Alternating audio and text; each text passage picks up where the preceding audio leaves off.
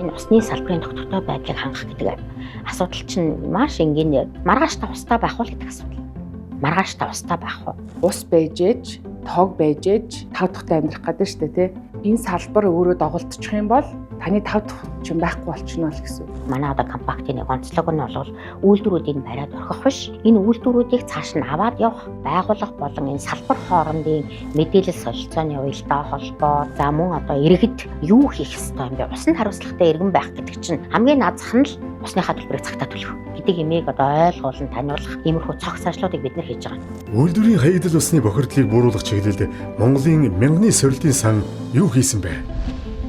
Мянганы сорилтын сангийн усны компакт гэрээний хүрээнд Улаанбаатар хотод их бохирдол гаргаж байгаа үйлдвэрүүдийг дэргэдээ урьдчилан цэвэрлэх байгууламж барьж, хаягдал усаа урьдчилан цэвэрлэх талаар холбогдох яамд төрийн байгууллагууд нийслэлийн захиргаатай хамтарч ажилласны үр дүнд өнөөдрийн байдлаар 40-од үйлдвэр урьдчилан цэвэрлэх байгууламж бариад байгаа нь бодит үр дүн юм. 2024 онд усны мэдээллийг цахимжуулж нэгдсэн системийг ашиглаж эхэллээ. Усны компакт гэрээний хүрээнд e-water цэгмэн цахим мэдээллийн системийн эхний хэсгийг бүрэн хөгжүүлэн усны газарт хүлээлгэн өгч үйл ажиллагаа нь жигдэрчээ. Ус ашиглагч аж ахуй нэгж e-water цэгмэн сайтаас ус ашиглах боломжит нөөцийн дүгнэлт, ус ашиглуулах дүгнэлт, хаягдал усны дүгнэлт, гэрээ, зөвшөөрөл зэрэг 7 үйлчлэгийг цахимаар авч байна. Үр дүнд нь тодорхой хэмжээний зардал, цаг хугацаа хэмнэж салбарт big data бүрдээд байна. Жишээлбэл би уурхайтай иргэн байлаа гэж бодъё л доо. Усны дүгнэлт гаргуулахын тулд хэмжээнээсээ хамаарат би сав газрынхаа захиргаа юм уу? Аль нэг аймгийн төв, эсвэл би Улаанбаатар хотод тэзүү байгаль орчны үнэлгээгээ бүх зааснуудаа биеэр авчирж өгөө. За тэгээд дутуу материал байх юм бол би дахиад явна. Ийм байсан. Тэгвэл одоо яах вэ? Бүх материалуудаа сканердаад систем рүү апплод хийчин дутуу байна гэж нүцдэг гişин ирэх юм бол дахиад авах. Тэгэхээр яаж юм бидний ажлыг хөнгөлж байгаа. Сүүлийн 20-30 жилд Монгол улсын зүтгэж ирсэн аливаа зөвшөөрлийн үйл ажиллагааг цахимжуулах гэдэг асуудал бодит утгаараа хэрэгжээд улс орны хэмжээнд байж байгаа устай холбоотой бодлогыг урьдчилан төлөвлөх өөрчлөлтүүд нийлүүлсэн цахимжуулалтыг хийх боломжтой болсон гэсэн. Монгол улс усны нэгдсэн дата мэдээлэлтэй болж усны салбарын үйл ажиллагаа ийхүү цахимжлаа.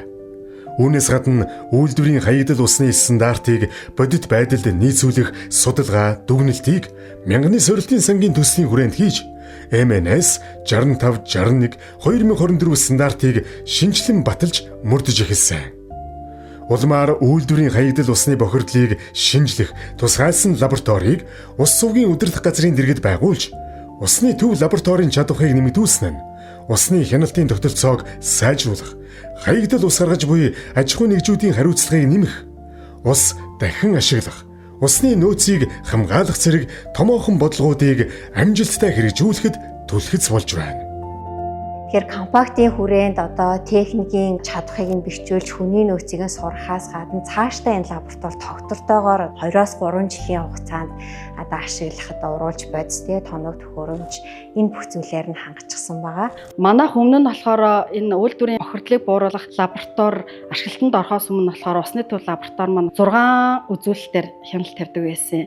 Одоо энэ тоног төхөөрөмж болон бодис уралжийн хүчин чадал нэмэгдсээр бид нар 30 үзүүлэлтээс 28-ыг нь үзэх юм боломжтой болоод байгаа. Мөн дээжний тоо, сорьцын тоо маань нэмэгдээд хүчин чадал маань нэмэгдээд явнаа. За энгийн үгээр бол лабораторийн асуудал, тодруулаад хэлбэл усны чанарын асуудал. Гол маань бохирдсон уу юу гэдгийг тодорхойлох хүртэл хэцүү байсан. Тэгвэл мянганы сорилтын сангийн шугамаар засгийн газрын хэрэгжүүлэгч агентлаг усны газар дээр бид Монгол улсад 2-3 хүн ширхэг байдаг хүнд металлуудыг илэрхийлдэг тийм багцыг бид хоёртой болж байгаа жишээтэй. Улаанбаатар хотод байж байгаа 680 мянган нөхөн жарлангийн бохирдол сэлб болд, дундголд, туулголд яаж нөлөөлж ийнэ гэдгийг бид аль нэг лабораториос хамаарахгүйгээр шийдвэрлэх боломжтой болчихсон. Нэгдүгээр, хоёрдугаарт нь яг энэ усны газрын дэргэд байж байгаа усны хяналтын төв лабораторийн хүчин чадлыг сайжруулснараа 2012 онд батлагдсан боловч 2020-21 он хүртэл огт хэрэгжүүлж чадахгүй байсан ус бохирдуулсны төлбөрийн тухай хуулийг хэрэгжүүлэх боломжтой болсон.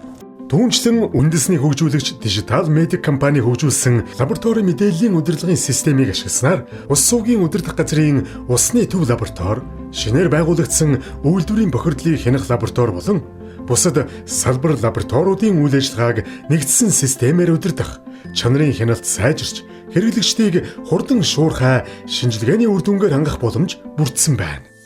Улаанбаатар хот анх удаага лагийн урт хугацааны менежментийн төлөвлөгөөтэй боллоо. Өнөөдрийн байдлаар төв цэвэрлэх байгууламжинд 1 сая метр куб лаг буюу химийн хортой бохирдол үүссэн. Энэ хэвээрээ явбал 2050 он гэхэд 10 сая метр куб лаг үүсэх судалгаа бий. Энэ нь гадаргын ус хөрсөөр дамжин Улаанбаатар хотын ундны усны баруун их үүсвэрийн газрын доорх усны нөөцийг бохирдуулах, ус гүн цэвэршүүлэх үйлдвэрийн тогтвортой үйл ажиллагааг хангахад хүндрэл учруулах эрсдэлтэй. Тиймээс мянганы сорилтын сангийн усны компакт гэрээний хүрээнд анх удаага 2025-аас 2050 хүртэлх лагийн урт хугацааны менежментийн төлөвлөгөөг боловсруулж, Монгол Улсын засгийн газар холбогдох байгууллагуудад хүлээлгэн өгөөд байна. Энэхүү төлөвлөгөөг цаашдаа үе шатаар хэрэгжүүлснээр Улаанбаатар хот лаг болон түүнийг дагаж гарах олон байгаль орчны бохирдлуудаас үргэлжлэн сэргийлэх ийм ач холбогдолтой байгаа. Дулааны хувьд Улаанбаатар хотод үзээд байдаг орчны тоосчлт, бохирдол, эвгүй үнээр тархах сөрөг нөлөөллүүдийг шийдвэрлэх ач холбогдолтой төлөвлөгөө байгаа. Мөн усны салбарын тогтвортой байдлыг хангах үйл ажиллагааны хүрээнд үйлдвэрийн хаягдал усыг урьдчилан цэвэрлэх гарын авлага боловсруулж, үйлдвэрүүдэд зөвлөх үйлчлэгээ үзүүлээд байна. Ингэснээр үйлдвэрүүд хаягдал усыг урьдчилан цэвэршүүлэх байгууламж барих луужинтай болжээ. Энэ дээр бол одоо шинээр цэвэрлэх байгууламжаа барих гэж байгаа хүмүүс үйл ажиллагааныхаа чиглэлүүдээс нь бүр шалтгаалаад цогц тийм номыг бас одоо аж ахуйн нэгжүүдэд бэлдэж өгч сургалт танилцуулга хийгээд тарааж өгсөн байж байгаа. Бас энэ Францын бас энэ бохир усны технологийн компанийг бас авчирч олныг хамарсан тийм сургалтуудыг хийсэн. Ер нь яг зохион байгуулалт талаасаа бол аль болох одоо энэ үйлдвэрүүдийг бас бохирдуулж байгаа аж ахуйн нэгжүүдийг зөв шийдлэр цэвэрлэх байгууламж бариасаа гэсний үндсэн дээр бол олон одоо шатараатай ажлуудыг хийсэн гэж дүгнэж болно. Түүнчлэн үйлдвэрийн хаягдал ус урьдчилан цэвэрлэх үйл ажиллагааг таниулан сурталчлах зөвлөх үйлчлэгээний гэрээг Монголын хэвлэлийн хүрээлэнтэй байгуулан ажиллаж байна. Энэ хүрээнд иргэд олон нийт үйлдвэр аж ахуйн нэгжүүдэд хаягдал усыг урьдчилан цэвэрлэх ач холбогдлыг ойлгуулан таниулж, мэдээллийг 3 сая 400 мянган иргэнд хэвлэл мэдээллийн хэрэгсэл сошиал платформудаар хүргээд байна. Энэ мэт ажлыг Монголын мянганы сорилтын сангийн төслийн хүрээнд хамтрагч байгууллагуудтай хэрэгжүүлснээр усны салбар урт хугацаанд тогтвортой ажиллаж, салбарын чадвар сайжрах, тэр дундаа үйлдвэрийн хаягдал усыг урьдчилан цэвэрлэхэд үр дүн гарч, олон нийтийн хандлага өөрчлөгдөх, цаашдаа асуудлаа хамтран шийддэг зөв жишг тогтоход түлхэц болох юм. За тэгээд энэ бүх ажлуудыг Монголын мянганы сорилтын сангийн олон улсын болон дотоодын 10 гаруй компаниудын 150 орчим хүн хүчний бүрэлдэхүүнтэйгээр хийж хэрэгжүүллээ. За түүнээс гадна манай одоо энэ төслийг хийж хэрэгжүүлэхэд байнгын дэмжлэг үзүүлж ажиллаж исэн барилгат байгуулалтын яамны дэргэд байгуулагдсан ажлын хэсгийн гишүүд та бүхэнд салбарын оролцогч талбар та бүхэнд бас талархал илэрхийлье.